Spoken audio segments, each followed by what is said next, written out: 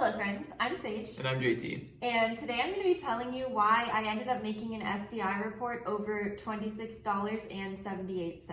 As you guys know, I'm super dramatic and also super obsessed with my cats. Back in June, I was like, I'm going to get a kitten this summer, and I didn't have any cats at this time, 0 cats for the record.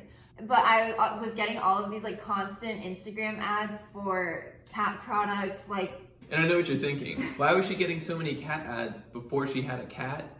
Well, I was researching that we were gonna get one, and also I just kind of click on every ad. I know that's like the worst thing you can do on the internet because it ensures that you get 100 more of that kind, but I, being like a, I don't know, time-saving productivity person that I am, you know, like to have Google tell me what I need to buy rather than like me deciding what I need to buy. Anyways, I'm getting a million Instagram ads for all these cat things, and I see one that looks super cute. It's like 2 a.m. I should have just been asleep. I don't know why I wasn't, but I get a cat bed ad for like, it's like this wicker basket, like hanging cat bed with like a little like hook holding it up and then the like a hammock almost. So I like click on it to find out how much it costs, and it's only $19.99. So I'm like, that's actually not bad at all for like this whole thing. Then I like place my order, and I ordered through PayPal, and I'm like, okay, this is good.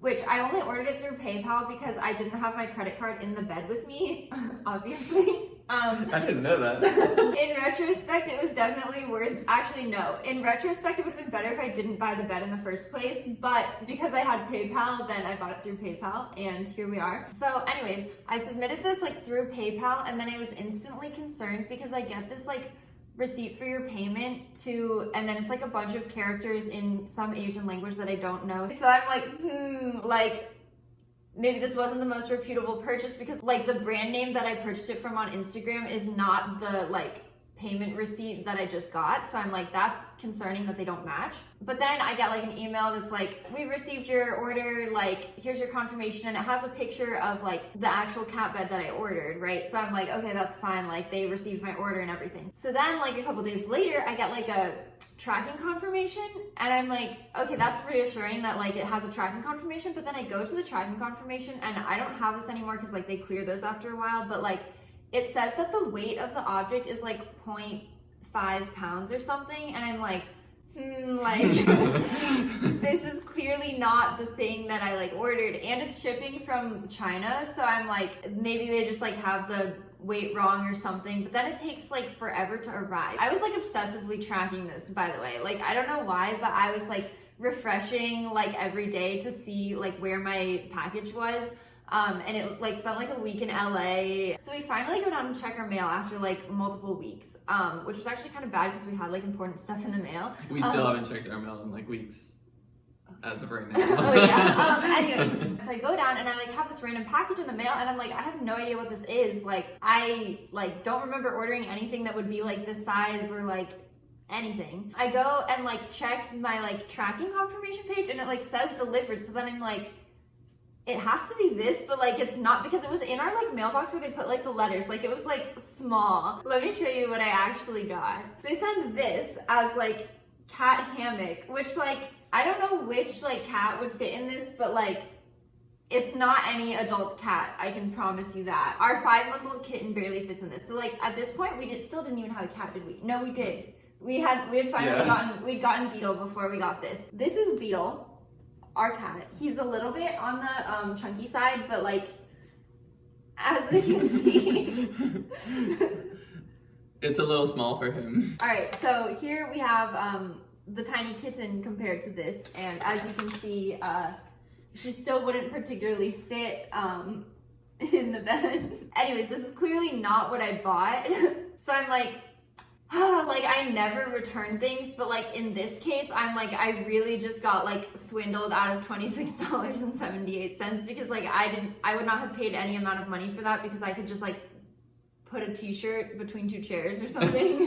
So then I'm like, JT, this is so annoying. I'm so mad for like a couple hours. We were thinking about returning it, but then we decided that since it was like what, $8 to ship? It was like $8 of shipping from China. It took like 3 weeks to come. It was just like we didn't have an address to send it back to. Yeah, I didn't have any way to return it or whatever. Not even a way to contact them. Yeah, so I'm like, okay, I guess I'm gonna like dispute this with PayPal, because normally I would like dispute it with my credit card company, but since it was through PayPal, I was like, I'll dispute it through PayPal. PayPal's all like, we strongly encourage you to like resolve everything with the seller. Like if the product's not up to your standards or if it's broken, like our sellers are happy to help. And like PayPal is basically like, we're not getting involved, which is very difficult as the other person probably doesn't speak English, and like I don't even know if they work for the company that is like selling the thing. Anyways, I opened my like case on with PayPal on like July 20, which is like after I finally got the thing the same day I got it. From June 26th to July 20 is how long it took for me to get this cat bed that I was so excited to get. And my like first note is like, I didn't receive the product I ordered. Please refer to the pictures attached. And I attached a picture of the thing I actually ordered and the thing I actually got. And I was like, I'm willing to return the item I received, but I expect a full refund because I didn't get what I ordered, and I expect like shipping paid for on the return, because I'm not going to pay another $8 in shipping. At that point, I would have paid $16 for like a $20 item that I don't have. Yeah. And I'm like, obviously, if any real human being just looked at this, they would be like, yeah, she clearly didn't get what she ordered, like send her a full refund. The seller replies and is like, dear customer, we have sent your goods. If you are not satisfied, we will compensate you for some amount. If you wish to get a full refund, we will issue a refund when we receive your return, and you will be responsible for shipping costs. Good luck. So I'm like, now I'm mad. I'm like, what the hell? That is so rude. And like, it could be a language barrier thing, but I'm feeling very taken advantage of at this point. They offered me a refund amount of like $12, like a partial refund. And so I'm like, JT, should I just like cut my losses, take the $12, or like just like give up? And so I declined their $12 refund amount. It goes back and forth again. So there's like a couple, like several days between each of these. Every time I send a message, just a couple days before the seller sends a message back. So this is like a long process of like, they finally like negotiated it up to like an $18 refund, and I was like, okay, well at this point the product was $19.90. Should I just accept it and like take the loss on my like $8 of shipping? And I said no. Yeah, JT was like, well, did you get the thing you ordered? Like, you should not have to pay anything. So I'm like, okay, I'm not gonna accept this $18 refund. Keep in mind, this case was opened on like July 20. So then PayPal is like, we resolve all our cases within like 2 weeks. So like your deadline for any information we ask for from you is like August 1st. So anyways, then like nothing happens for like weeks. Like I get no updates whatsoever. And then I'm like, after the $18 one, I'm like, I'm gonna choose to escalate this to PayPal since I couldn't resolve it with the seller. And like PayPal is trying to discourage me from this the whole way, but I'm like, I'm escalating. And then on August 13, PayPal sends me a thing that's like, we need you to file a report with a local law enforcement agency in order for you to like continue this case. If you don't send us a report from a law enforcement agency, we're just gonna decide the case in the seller's favor. So now I'm like, I really feel like this is not something that I should be like calling the police over. I'm not gonna like call my local sheriff and be like, hey, some random company in China scammed me. But anyways, they send me that and they're like, we need this report. But then on my like PayPal resolution center, it shows that it's like overdue because all my information was supposed to be sent by August 1st. So it's like, you did not submit all your things by the deadline, but like I didn't even get the notification that I needed to send it until August 13. So like 2 weeks after, they're like, oh, this was due 13 days ago. In the email that PayPal sent me asking for like a police report, they were like, you can contact like your state police, a federal law enforcement agency such as the FBI or the Postal Inspection Service. And then they linked me to like an internet crime complaint center, which I go to, and it's actually the FBI.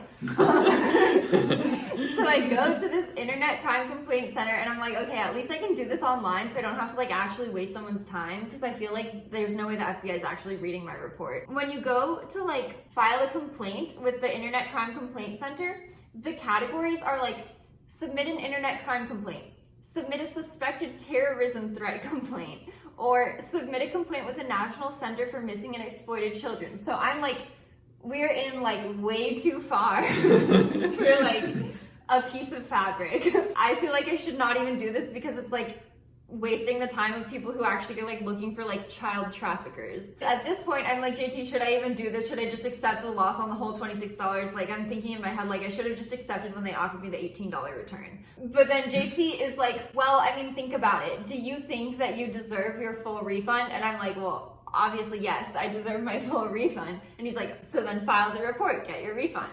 And so I file this report, and like it has all this information that they ask for that I don't know. They want like the address of the offending party, and I'm like, how am I supposed to know this? So I leave like 90% of the form blank, and then like print out a thing that has like a little FBI seal on it and like submit it to PayPal 13 days late, as one does. And then I hear like nothing for like another month. I'm just like, I guess that's like the end of that, like nothing ever came of it. But I finally got an email from PayPal, and they're like, we decided the case has been closed, you will receive your refund of $26.78.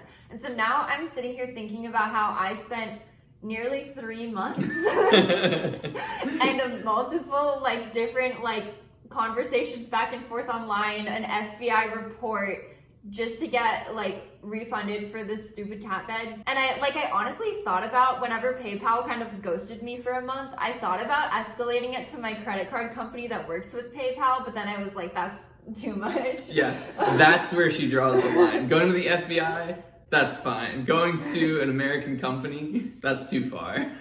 Yeah, well, yeah. When I was preparing information to like put up everything on the screen, show you guys the actual receipts and all, I go to the like email confirmation I originally got, and they have a link in it that's like visit our store. And when I go to the visit our store thing, it's like, oops, something went wrong. What happened? This shop is unavailable. So I think that the store actually doesn't even exist anymore. Their whole thing was just like being a scam, and then like I don't know how long that lasted, but like.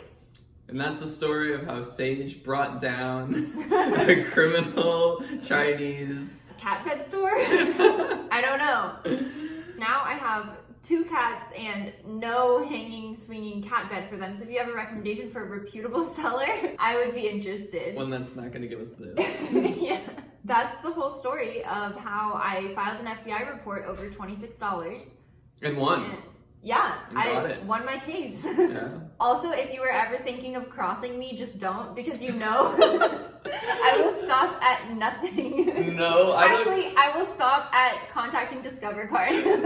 Thanks so much for watching. I hope you guys enjoyed this story as much as I did not enjoy living it. That's all we have for today. See you in the next one.